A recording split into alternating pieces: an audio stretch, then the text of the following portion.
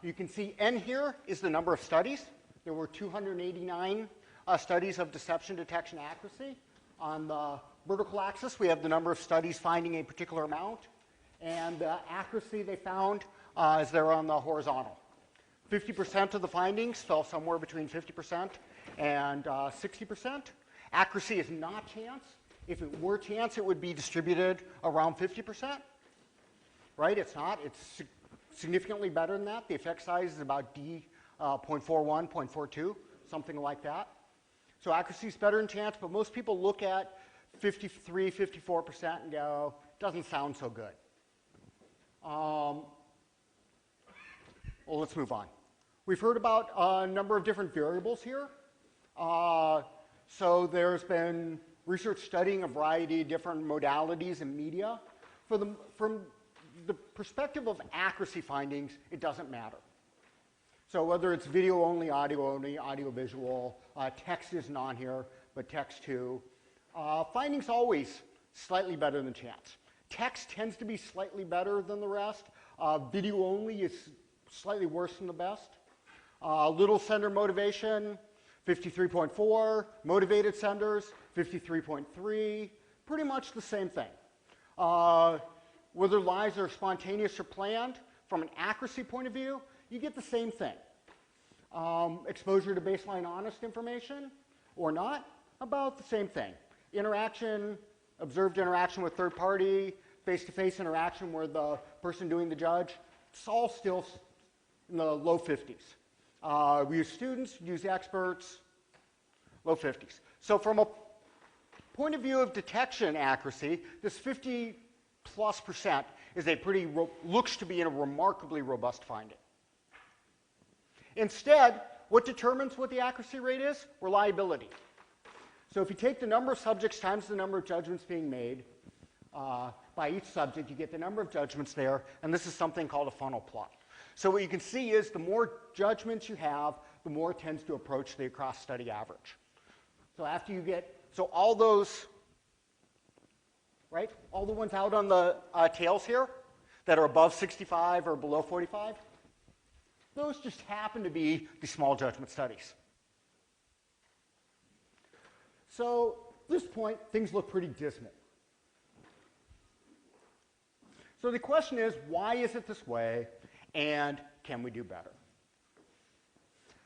First, I'd like to offer some tentative guidelines for judging raw accuracy rates in deception experiments. This is from a paper I had in Current Opinion in Psychology very recently.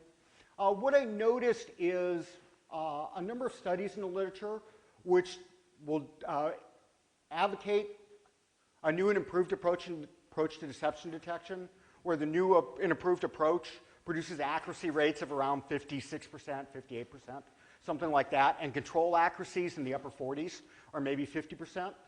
And I call this the exploitation of an aberrant control group. But they're significantly different. So for me, probably an impressive finding is once you start approaching 70%. Put the cutoff, maybe if you're at above 68%, then you'd be in the top 1% of the literature. Going back 10 years, that would be like really impressive. And if anything above 74 would have been, again, this is looking back, unheard of. You hear people talk a lot about nonverbal cues and verbal cues. Here's a different way to parse out what we're talking about. By deception cues, I mean specific observable behaviors that are parsed. So something like eye gaze would be a cue. Something like vocal pitch would be a cue. Something like first-person pronouns usage would be a cue. Very often in the literature, cues are treated as if they occur in isolation, but they don't.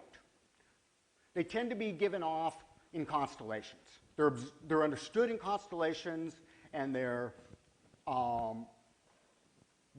behaviors come in clumps and clusters.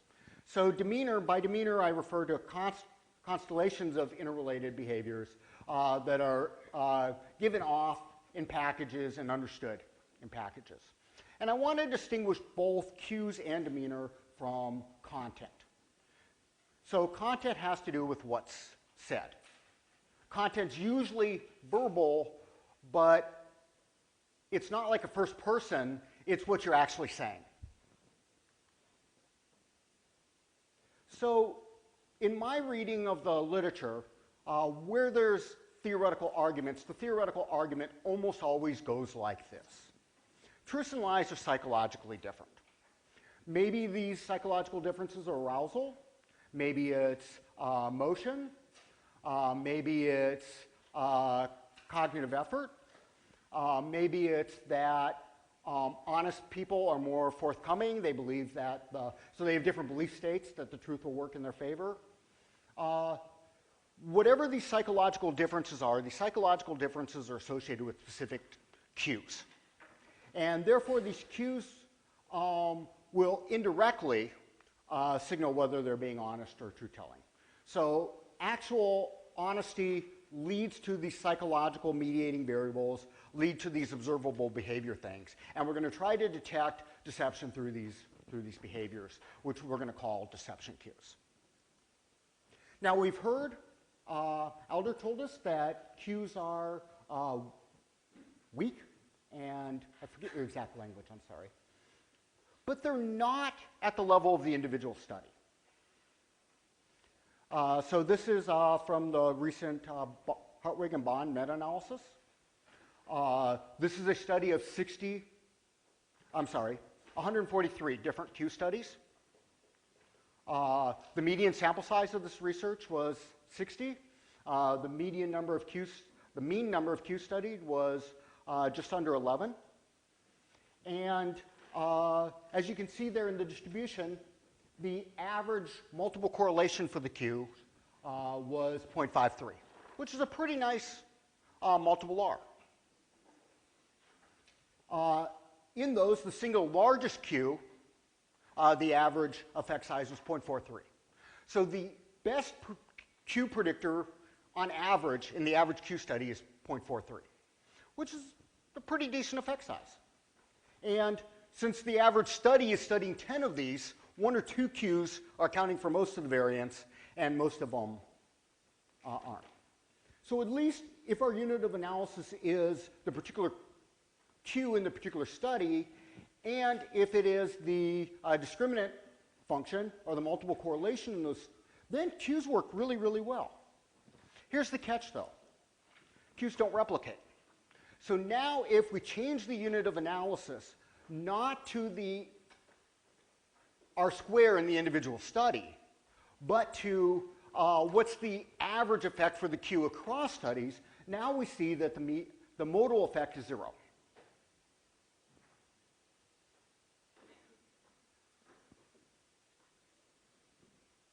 So the effect size for Qs, and this is what DiPaolo finds, right, is small. So if we look at the individual effect in the individual study, individual Q studies always find big effects. When we average those variables across time, the effects are quite a bit smaller, and the story gets worse. Here we plot, each one of these dots is a Q that's been studied somewhere between 2 and 48 times. And here we have the effect size for that Q on the vertical axis. On the horizontal axis is K. That's the number of times it's been studied. And you see this nice, beautiful power function. The one outlier there is details. You're right. It's the best Q. It's the one that has about the 0.2 effect with 25 studies. The one that's way out here, way up there, is indifference. And if you do the same chart, this time by the sample size across studies and the R, again you see the more subjects, the smaller the effects. Okay, better move forward. So what's the unit of science? Is it P less than 05 in the individual study? Or is scientific findings the ones that replicate? Okay, back to accuracy. Let me now qualify this looking back. There's 54% accuracy plus or minus 10%. When people make prompted judgments of communication that's equal likely to be deceptive or honest based on cues or demeanor. This statement suggests that there's three moderators. So in deception studies, people are prompted to make truth-lie judgments. We can wonder if the possibility of deception would even come to mind if they weren't prompted.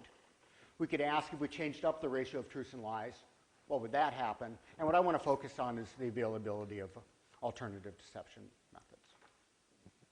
I'm going to skip this slide. I have a new theoretical perspective out. It's called truth to fault theory. It's in Journal of Language and Social Psychology. The idea is that to improve deception detection, we should focus on three things.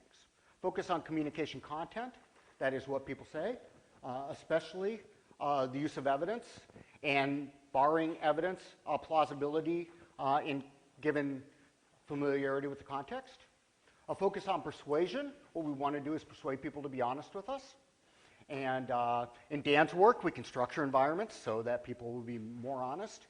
And a focus on motive, so trying to minimize motives to lie, and using motive as information. It turns out that people pretty much only lie when they have a reason to. So if we understand the reasons, then we can understand if somebody's lying or not. A number of years ago, we did a study on that we titled How People Really Detect Lies. So if you ask people, how do you know somebody's lying to you? We all know the number one answer, right? Liars won't look you in the eye. If you ask the question differently, however, if you say, think of the last time you found out that somebody lied to you, how would you find out? You get very different answers. Evidence comes up in 65% of those accounts. Confessions come up in just under 30% of those.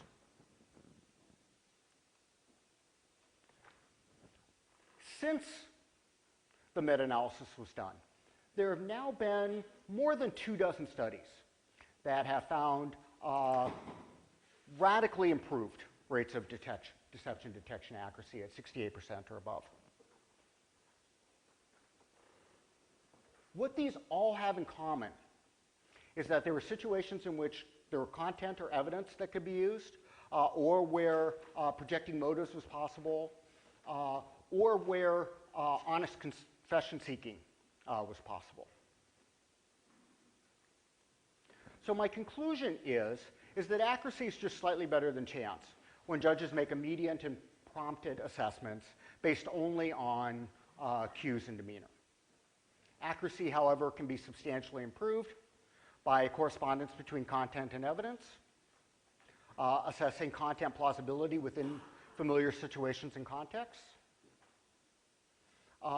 allowing interviewers to get possible liars to confess, and when information about the context is informative about motives or lack of motives to deceive. And I should be a little bit under time, huh?